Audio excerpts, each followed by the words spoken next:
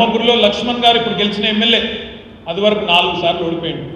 ఇంటింటికి తిరిగిండు ఏడ్చుకుంటా, అయ్యో నేను ఓడిపోయినా, రోడ్డు మీద పడతా, నేను ఇక మిగిలిన బతుక అన్న కాడికి. చొప్పదండిలో ఏం జరిగింది?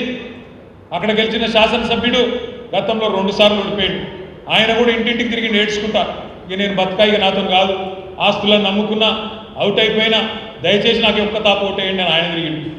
మానకొండూరులో 4 సార్లు ఓడిపోయిండు ఆయన, కవ్వంపల్లి సత్యనారాయణ గారు. ఆయన అట్లే తిరిగిండు, అయ్యో ఈ ఒక్కసారి నాకు అవకాశం ఇయ్యండి, దండం పెడతా అని చెప్పేది వాస్తవమేనా?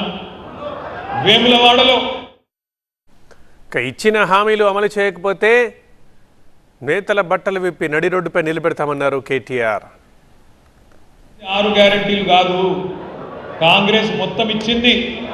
వాళ్ళ వాళ్ళ మేనిఫెస్టోలో, వాళ్ళ ఎస్సీ డిక్లరేషన్లో, ఎస్టీ డిక్లరేషన్లో, బీసీ డిక్లరేషన్లో, మైనారిటీ డిక్లరేషన్లో, యూత్ డిక్లరేషన్లో, మహిళా డిక్లరేషన్లో, రైతు డిక్లరేషన్లో అన్ని కలిపితే నేను వెట్టలే తమ్మి నాకేం వాళ్ళను కించపరిచే ఉద్దేశం లేదు. మొత్తం కలిపి కూడితే సరిగ్గా 420 హామీలైనాయి కాంగ్రెస్ పార్టీ. సరిగ్గా 420, అది 420 హామీలు కాంగ్రెస్ పార్టీ ఇచ్చిన హామీలు.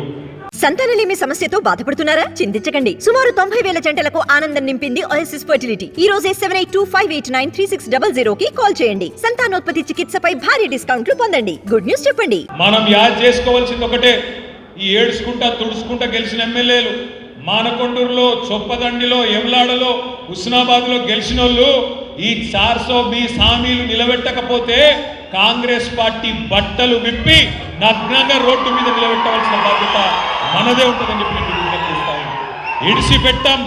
ఇడిచిపెట్టాం, ఎట్టి పరిస్థితుల్లో ఇడిచిపెట్టాం.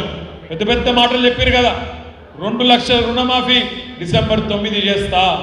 అక్క నువ్వు బిల్లు కట్టకు, సోనియమ్మ కడుతుంది జనవరి నుంచి అన్నాడు.